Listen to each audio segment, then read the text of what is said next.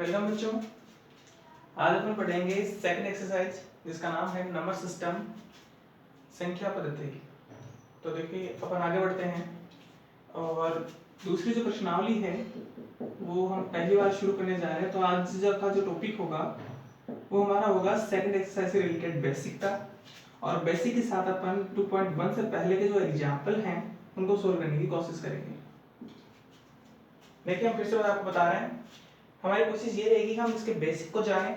Basic को जानने से हमारा मतलब है कि संख्या पद्धति पर क्या क्या पढ़ेंगे, कैसे कैसे पढ़ेंगे, कोई प्रमेय है क्या वो काम में आएगी, या वो है तो वो कौन सी प्रमेय है जो हमारे काम में आएगी। तो अपन वो सब चीज अपन पढ़ेंगे। आज अपन पढ़ते हैं।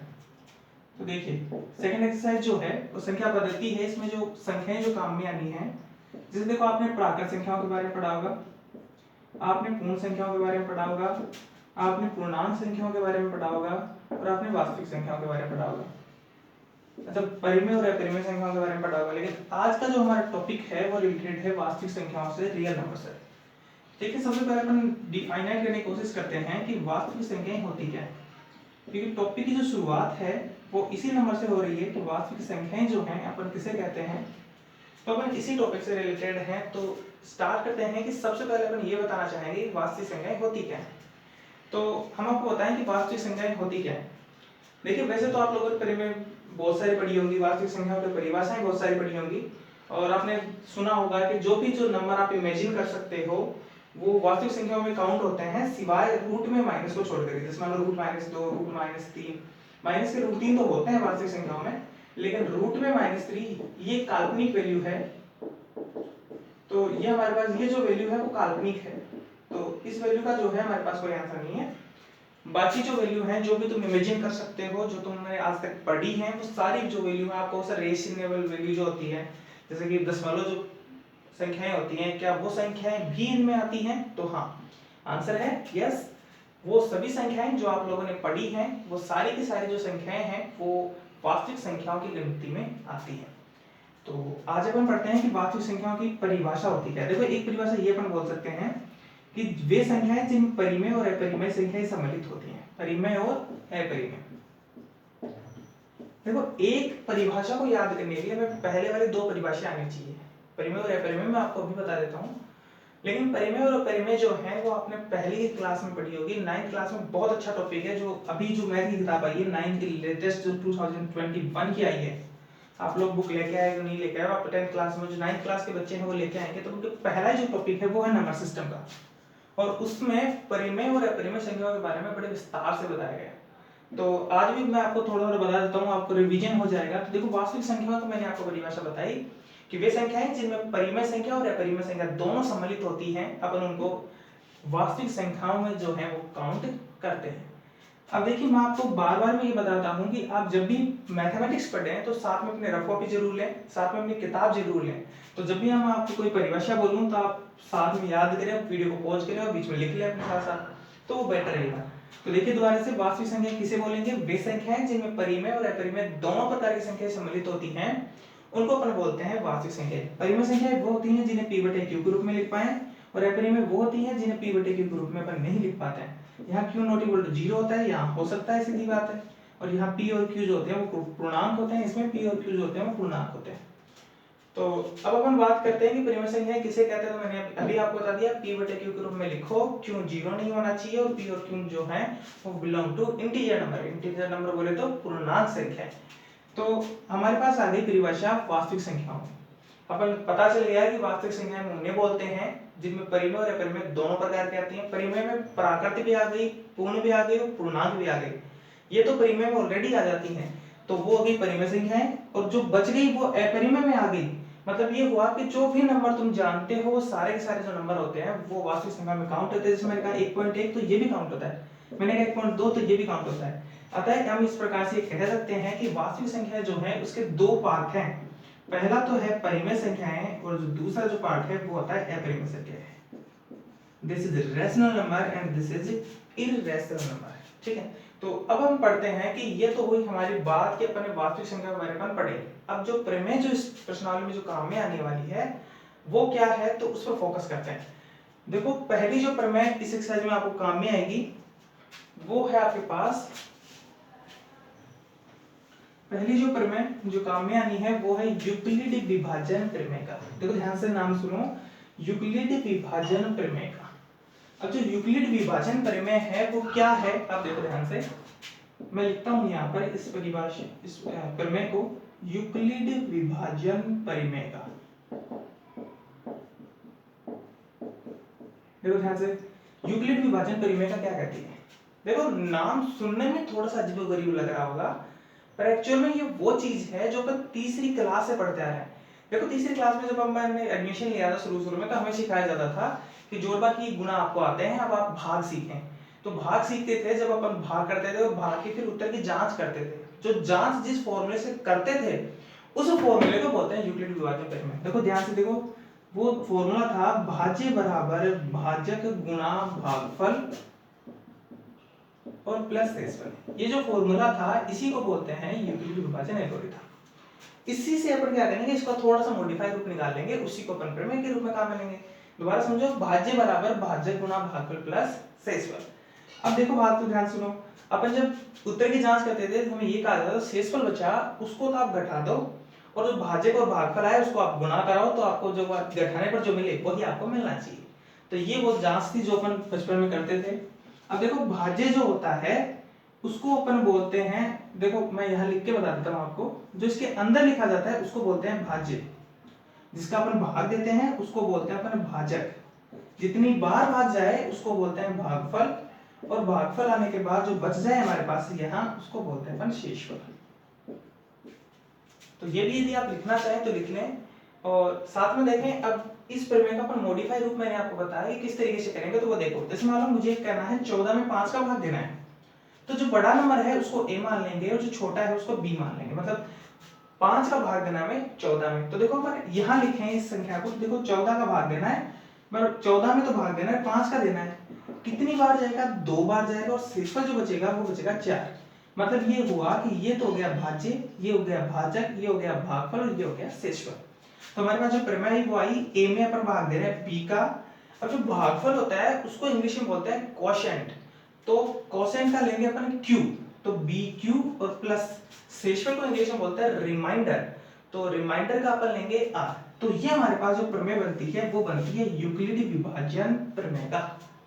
दोबारा समझे कि जो बड़ा है उसको मान लेंगे a, जिसका भाग दे रहे हैं उसको मान लेंगे b, भागफल को अपन बोलते हैं कोसेंट और शेषफल को बोलते हैं रिमाइंडर। देखो भाज्य और भाजक का क्यों नहीं लिया अपन ने, देखो इसको बोलते हैं डिविडेंड और इसको बोलते हैं डिवाइजर, तो दोनों का d हो जाता, इसलिए a और b पहले से सपोज कर लिया।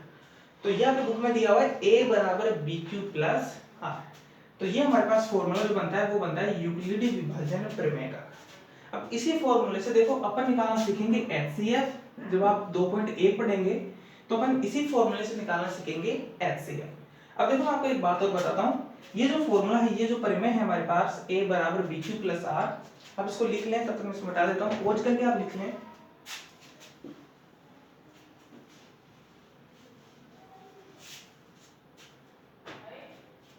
देखो मैंने यहाँ पर बताया था आपको a बराबर bq प्लस r। तो ध्यान से देखें, जैसे मान लो मुझे बतानी है कि सम संख्या कौन सी होती है। देखो यदि सम संख्या की बात करोगे तो सम संख्या वो होती है जिसमें 2 का भाग पूरा पूरा जाता है। आप इस बात को पहले से जानते हो कि 2 का भाग जिसमें जाए उसको अपन प्रमेय संख्या बोलते हैं। तो प्रमेय सम संख्या बोलते हैं, मैंने गलत बोल दिया था, प्रमेय तो उसको बोलते हैं जिसको अपन p/q के रूप में लिख पाए। तो सम संख्या अपन उसको बोलते हैं, पहले से जानते हो, जिसमें 2 का भाग जाए शेष पर कुछ ना बचे, तो उसको अपन क्या बोलते हैं, सम संख्या। मतलब ये हुआ कि जैसे 4 में भाग दे रहे हैं तो देखो 2 का जो भाग है वो 2 पर जाएगा और शेष में बचेगा 0, तो अपन बोलेंगे 4 को प्रमेय। बार बार प्रमेय का नाम आ रहा है, हम सम संख्या बोलेंगे इसको, इवन नंबर। तो देखो ध्यान से, सम संख्या तब आती है जब 2 का भाग जो है वो कितने भी बार जाए लेकिन रिमाइंडर जो है वो नहीं बचना चाहिए, या फिर बचे तो फिर 0 को कोई महत्व नहीं होता। तो यूं कहें कि रिमाइंडर जो है वो यदि नहीं बचे 2 का भाग देने पर, तो फिर जो नंबर आएगा वो हमारे पास जो आएगा वो आएगा सम संख्या। या फिर इसको ऐसे लिखें कि ये जो भागफल है, मतलब ये हुआ कि भागफल जो है वो 2 बार गया, 2 क्यों को क्यों लिख दिया अपने प्लस में 0, मतलब 0 का कोई महत्व नहीं है। मतलब ये हुआ कि किसी भी सम संख्या को, किसी भी इवन नंबर को अपन 2 क्यों के रूप में लिखते हैं। क्यों मतलब जितनी बार भी भाग जाए, जब मान 8 है तो 2 चौके 8, देखो सम संख्या आएगी। यहाँ क्यों का मान आप कोई सा भी रख लो, हमेशा आपके पास जो सम संख्या ही आएगी। इसलिए अपन क्या लिख सकते हैं कि अपन सम संख्या को 2q के रूप में लिख सकते हैं। आगे देखो,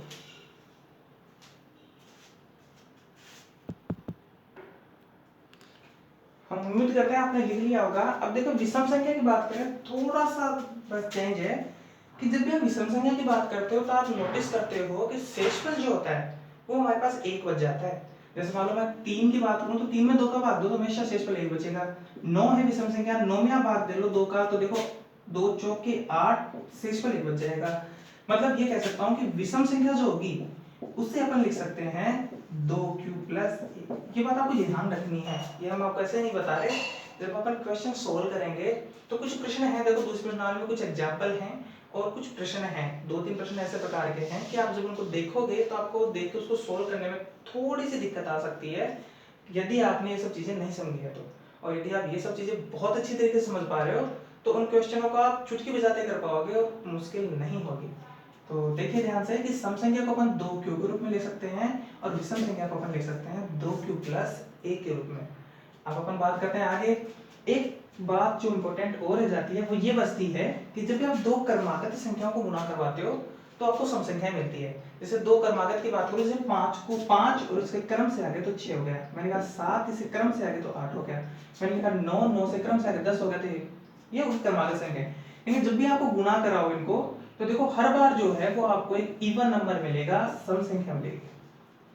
तो मैं आपको बताना ही चाह रहा हूं बार बार में कि जब भी आप दो क्रमागत संख्याओं को गुणा करवाते हो तो हमेशा आपको क्या मिलता है कि सम संख्या मिलती है। मतलब पहला जो नंबर n है तो दूसरा क्या होगा n प्लस 1, मतलब n से एक ज्यादा। दोबारा समझे, पहला यदि n है मतलब पहला 10 है, दूसरा क्या होगा 11, क्रमागत क्रम से आगे 11 मतलब क्या होगा 10 से एक ज्यादा, तो n से एक ज्यादा।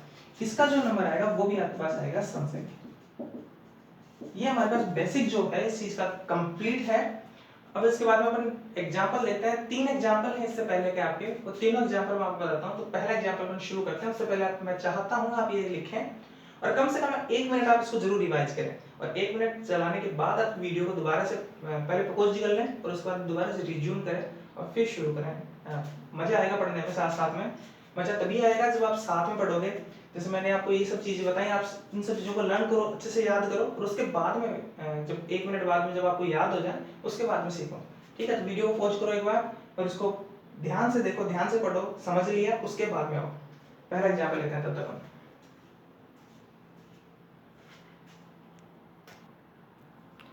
देखो बच्चों, तो पहला जो एग्जांपल है वो हमारा ये है कि कोई भी धनात्मक पूर्णांक है हमारे पास और उसको अपन को 3q 3q प्लस 1 और 3q प्लस 2 के रूप में लिखना है। देखो पहली बात तो ये कि ये जो सवाल हैं वो आपको देख कठिन लग रहे होंगे, आपको ऐसा लग रहा होगा जब मैं करवाऊंगा तब आपको बिल्कुल आसानी से समझ में आ जाएंगे, बशर्ते आपने वो 3 चीजें बड़ी आसानी से याद की हों। कि अपन सम संख्या को अपन 2q के रूप में लिख सकते हैं, विषम को अपन 2q प्लस 1 के रूप में लिख सकते हैं और क्रमागत संख्या का जो गुणनफल होता है वो सम संख्या होता है। ये 3 चीजें आपने याद कर ली मतलब परफेक्ट है, उसके बाद में कोई दिक्कत नहीं है। उसके बाद में बड़ी आसानी से आप सारे सवाल जो है वो समझ पाएंगे। देखो हमारे पास जो यूक्लिड विभाजन एल्गोरिथम थी वो थी a बराबर bq प्लस r। ध्यान से देखो, जो q के बगल में था वो हमारे पास था b और जिसके बाद जिसमें अपन भाग दे रहे थे वो था a। हमें a तो नहीं पता, लेकिन देखो इस सवाल से हमें साफ साफ पता चल रहा है कि किसी भी सवाल को इसके रूप में लिखना है, मतलब b का जो मान है वो 3 दे रखा है। तो अपन करेंगे क्या, देखो पहली स्टेप जो आपको मैं जैसे बता रहा हूँ वैसे एग्जाम में ऐसा कैसे लिख सकते हैं। कई बार समस्या ये होती है, हमें सवाल तो समझ आ जाता है लेकिन हम चाहते हैं कि सर हमें उस तरीके से उस मेथड से लिखवाएं जिस मेथड से यदि मैं एग्जाम में लिखे हैं तो 100/100 नंबर आए हैं, हमारे 99 ना आके रह जाए। तो देखो शुरुआत उस मेथड से करते हैं। देखिए यहाँ पर लिखेंगे माना कि a कोई धनात्मक पूर्णांक, हमें दे नहीं रखा तो अपन ने मान लिया कि a तो है कोई धनात्मक पूर्णांक क्योंकि अपन यूक्लिड विभाजन लगाने वाले हैं और b बराबर 3 है, ये अपन ने मान लिया। यदि ये अपन ने मान लिया तो फिर अपन लिखेंगे यूक्लिड विभाजन प्रमेय का सेट, यूक्लिड विभाजन प्रमेय का सेट। यूक्लिड विभाजन प्रमेय क्या थी, a बराबर bq प्लस r या bm प्लस r लिख सकते हो या फिर bn प्लस r लिख सकते हो। क्यों जो था वो क्वेश्चन था इसलिए अपन ने क्यों से डिनोट किया था, लेकिन क्यों इस प्रश्न में पहले से है तो अपन किसी और को लेटर मान लेंगे, एबीसीडी का जो भी लेटर है वो आप मान लो, लास्ट में उसकी जगह क्यू पुट कर देंगे।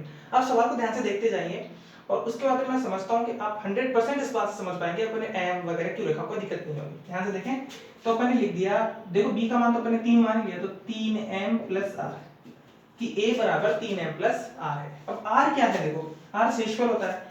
अब मैं आपको बताना चाहता हूँ कि जब भी आप 3 का भाग देते हो तो शेषफल देखो क्या क्या आ सकता है। शेषफल 0 आ सकता है, शेषफल 1 आ सकता है, शेषफल 2 आ सकता है, पर ध्यान रखो कभी भी शेषफल 3 नहीं आ सकता। यदि शेषफल 3 आएगा तो 3 का भाग एक बार फिर से चला जाएगा उसके अंदर।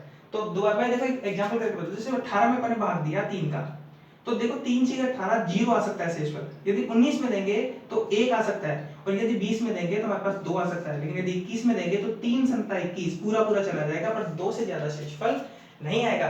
तो जो रिमाइंडर है वो कितना हो सकता है, तो अपन लिख देंगे कि जहां r देखो 0 से ज्यादा हो सकता है या 0 के बराबर हो सकता है, जिसकी तरफ मुंह खुला है वो ज्यादा हो सकता है। या इक्वल का जो साइन होता है तो एक लगाते हैं, इसमें ग्रेटर इक्वल बोलते हैं इसको। तो या तो 0 के बराबर हो सकता है या 0 से ज्यादा हो सकता है। और कहां तक जा सकता है, 3 से कम होना चाहिए, 3 के बराबर भी नहीं, 3 से कम होना चाहिए, ये तो इसका सवाल है। m क्या है, m कोई भी पूर्णांक हो सकता है, कोई भाग कितनी बार जा सकता है, कितनी बार जा सकता है, 2 से 3 बार 4 बार, कितनी बार अपन का भाग जा सकता है। यदि यहाँ तो नेगेटिव नंबर है तो नेगेटिव में जा सकता है, और यदि पॉजिटिव नंबर है तो यहाँ पॉजिटिव में भाग जा सकता है। तो सिंपल है, अपन क्या लिखेंगे कि m जो है वो तो पूर्णांक है, और r का जो मान है वो 0 हो सकता है, 1 हो सकता है, 2 हो सकता है, इस प्रकार से अपन लिख पाए इसको। अब देखो यदि r बराबर 0 है तो लिख पाएंगे यहाँ, इसके बाद में यही लिखना, आपको कोई दिक्कत नहीं, कोई स्टेप और बच नहीं रही है। यदि r बराबर 0 तो देखो a बराबर हो सकता है 3m केवल। यदि r बराबर 0 है तो a बराबर कितना हो सकता है, केवल 3m। यदि r बराबर 1 है तो a बराबर हो सकता है 3m प्लस 1। यदि r बराबर 2 है तो a बराबर हो सकता है 3m प्लस 2। अब ध्यान से देखो, मैंने जो था आपको कहा था कि आप q पुट कर दो चाहे m पुट कर दो, तो मैंने कहा आप लास्ट में या तो ये काम कर सकते हैं m की जगह q पुट कर दो, कोई दिक्कत नहीं होती, या फिर आप ये कर सकते हैं कि शुरू में q का q रख लें। लेकिन जो आपको कुछ सवालों में क्या होगा, बार बार में आपको चेंज करना पड़ेगा, क्यों पहले से दे रखा था आपको m मानना पड़ेगा, इसलिए मैंने पहले ही सवाल से इस कंडीशन को फॉलो किया है कि आप पहले m ही मान लें और देन उसके बाद में आप q उस पर अप्लाई कर दें। तो देखो ध्यान से अपन यहाँ ऐसे लिख सकते हैं कि a बराबर क्या हो गया हमारे पास 3m हो चुका है, यहाँ पर यूक्लिड विभाजन प्रमेय का लगाई, और a बराबर अपने r बराबर जब 0 पुट किया तो a बराबर आ गया हमारे पास 3m। देखो हमें धनात्मक पूर्णांक दे रखा था, पूछा था कि 3q प्लस 1 3q प्लस 2 के रूप में लिखा जा सकता है, तो अपन इसको लिख सकते हैं 3q, इसको लिख सकते हैं 3q प्लस 1, इसको लिख सकते हैं 3q प्लस 2। अपन इस हिसाब से इनको पुट कर सकते हैं, या फिर डायरेक्ट आप चाहें तो इस m की जगह q पुट कर सकते हैं, सवाल में ज्यादा कोई नेसेसरी नहीं है। आपको फिर बता दूं, आप डायरेक्ट चाहे इस m की जगह q पुट कर दें तो डायरेक्ट आपके पास सॉल्यूशन प्राप्त हो जाएगा 3q प्लस 1 या फिर 3q प्लस 2, तो सिंपल हो जाएगा। लेकिन जब अपन आगे एग्जांपल सॉल्व करेंगे तो उसमें थोड़ा सा चेंज करेंगे, इसलिए मैंने पहले ही चेंज करके आपको थोड़ा सा बता दिया। अब एग्जांपल नंबर 2 शुरुआत करते हैं। देखो दोबारा समझ लो इस सवाल को, पहले a को धनात्मक पूर्णांक मानेंगे, a हमारे पास नहीं था, b के बराबर 3 मान लेंगे क्योंकि इसमें 3 दे रखा है हमें, और बाद में यूक्लिड विभाजन प्रमेय लगाएंगे, r बराबर 0 1 2 पुट करेंगे, और 3q प्लस 1 3q प्लस 2 आ गया, ये हमारे पास आंसर हो गया। तो नंबर दूसरा जो एग्जांपल है वो मैं आपको बताता हूं।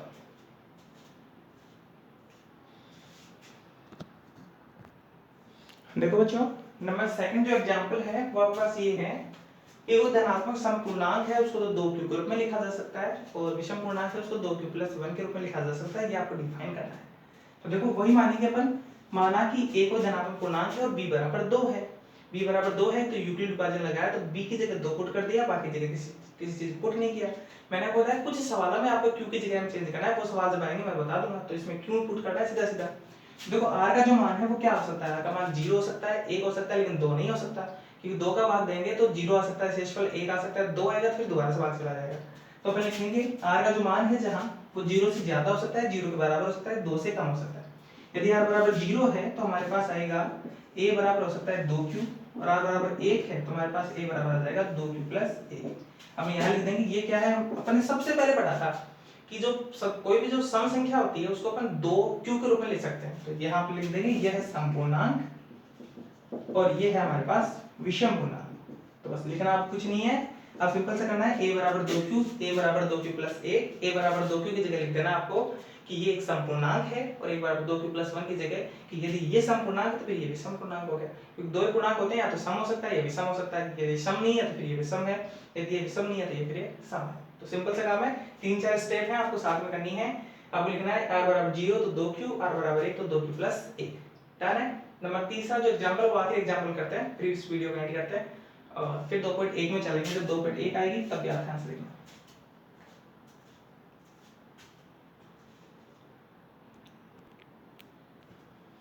देखो नंबर तीसरा जो एग्जांपल है वो यूं है। देखिए नंबर 1 और 2 एग्जांपल जो है वो आपने पढ़े, अब आप उन सब चीजें समझ पाएंगे जो आपके मन में थोड़ा सा जो डाउट रह गया था कि सर आपने चेंज किया फिर चेंज नहीं किया, वो सारे डाउट जो है वो आपके इस क्वेश्चन में क्लियर हो जाएंगे।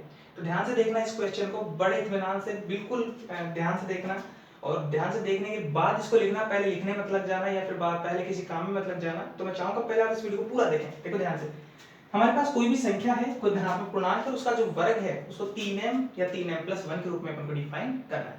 अब देखो धनात्मक पूर्णांक का जो वर्ग होता है उसको आप 3m या 3m प्लस के 1 के रूप में आपको डिफाइन करना है। तो ध्यान से देखो, तो अपन करेंगे वही कि a को धनात्मक पूर्णांक है और b की जगह अपन ने 3 मान लिया, यहाँ 3 दे रखा है b की जगह, तो अपन मान लिया माना a को धनात्मक पूर्णांक है और b बराबर 3 है। यूक्लिड विभाजन एल्गोरिथम लगाई, a बराबर 3m प्लस r कर दिया। क्यों नहीं किया, क्योंकि q जो है अगले में, अच्छा इसमें q m दे रखा है तो अपन m मान लो, इसको q मान लो अपन, और q मान लिया तो अपन q की जगह जो है फिर m पुट कर देंगे, तो हमारे पास m में आंसर। यदि यहाँ q में आंसर होता m ले लेते, m में आंसर है तो q ले लिया। सिंपल है, कोई दिक्कत नहीं है। आप कोई सी भी वर्ड जो है इस्तेमाल कर सकते हो। ये ध्यान रखना जो प्रश्न में है वो मतलब, यदि आपको चेंज करना है बाद में, जैसे इस प्रश्न में चेंज करेंगे और चेंज करने जैसे आप सीखोगे इस प्रश्न को तो बिल्कुल समझ जाओगे, हम मुझे बताने की जरूरत नहीं पड़ेगी आपको। तो ध्यान से देखें, हमारे पास आता है कि r बराबर यदि 0 हो तो देखो a बराबर हो सकता है पूरा 3q।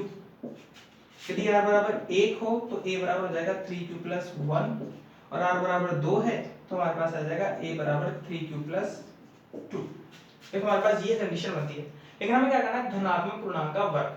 तो अपन करते हैं, पहली वाली कंडीशन जो है वो फॉलो करते हैं। पहले a बराबर था 3q, तो देखो वर्ग करो, तो 3q का जो वर्ग है वो आप करो तो हमारे पास हो जाएगा 9q स्क्वायर। ध्यान से देखो, हमें सबसे पहले जो कॉमन लेना वो चीज क्या है, 3 आना चाहिए बाहर, तो 3 तो यहाँ ले लो। अब जो बच गया उसको अंदर, तो 3q स्क्वायर ये बच गया। तो अब आप लिख दो इसकी जगह 3m और यहाँ लिख दो जहां m is equal to 3q square. जो भी बच जाए इसके बाद में, जो भी कोष्टक में बच जाए उसको m की जगह पुट कर देना। देखो मैं अगले जब दूसरी वाली जब कंडीशन करूंगा तो पहली वाली और क्लियर होगी। आप इसको लिखें, पॉज करके इसको लिखें, तो इसकी जगह मैं मिटाता हूं, इसको जो दूसरे का करके दिखाता हूं। देखिए ध्यान से, a बराबर है 3q प्लस 1।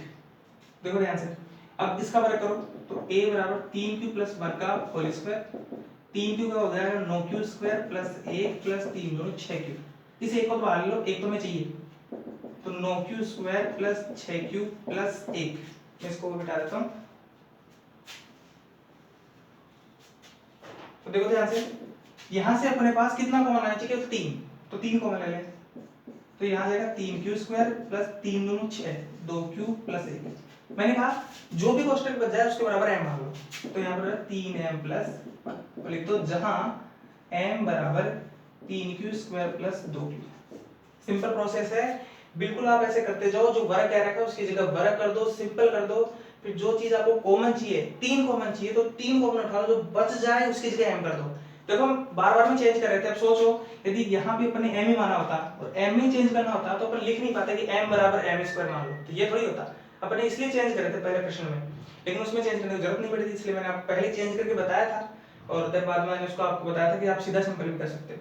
वैसे आप इसको अगर नहीं कर सकते, इसको आपको चेंज करना पड़ेगा, तो अपन इसको पहले q में कन्वर्ट कर लिया, q से अपन m में कन्वर्ट कर लिया।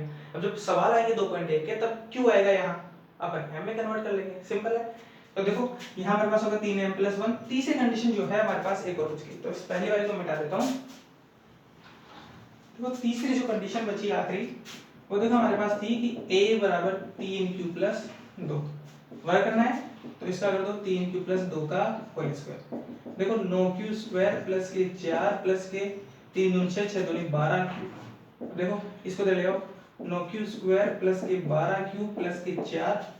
अब ध्यान से देखना, 9q स्क्वायर प्लस के 12q प्लस, हमें चाहिए यहाँ 1, ए को अलग कर लो, बाकी सबको इनमें इसमें डालो, तो 3 प्लस ए, इनमें से 3 कॉमन ले लो, तो यहाँ से 3q² प्लस 4q प्लस ए, प्लस में कितना है ए, इन तीनों में से कॉमन लिया। इसकी जगह क्या मानेंगे, वही दोबारा हमें चाहिए केवल m, तो यहाँ क्या लिख देंगे 3m प्लस ए, तो m के बराबर ये वाला, ये हमारे पास हो गया आंसर। तो बड़े सिंपल थे सवाल, ऐसे कोई मुश्किल नहीं थी कि उसमें हमें कैसे पता चलेगा या फिर ऐसा कोई सवाल कि सर हम अपने आप कैसे कर पाएंगे, बिल्कुल सिंपल है। यहाँ जो दे रखा है वो b का मान हो जाता है हमारे पास। कुछ प्रश्न और आएंगे 2.1 में, मैं उनको और बताऊंगा अच्छे से। आप इन सवाल को यदि 1-2 बार निकालते हो तो आपको जरूर आ जाएंगे। यदि हम ऐसा चाहें कि बिल्कुल देखने से सर हमें बिल्कुल आ जाए, तो कुछ सवाल ऐसे होते हैं मैथमेटिक्स में जिनको आपको निकालना पड़ता है, तभी कहते हैं मैथ रटी नहीं जाती, मैथ समझी जाती है। तो समझे इस सवाल को ध्यान से, 2-3 बार यदि आप निकालेंगे तो प्रैक्टिस में आ जाएगी, उसके बाद में कैसे भी सवाल आपको दें आप उसको अच्छे से कर पाएंगे। तो थैंक यू, आपने इस वीडियो को वॉच किया पूरा, और मिलते हैं अगले वीडियो।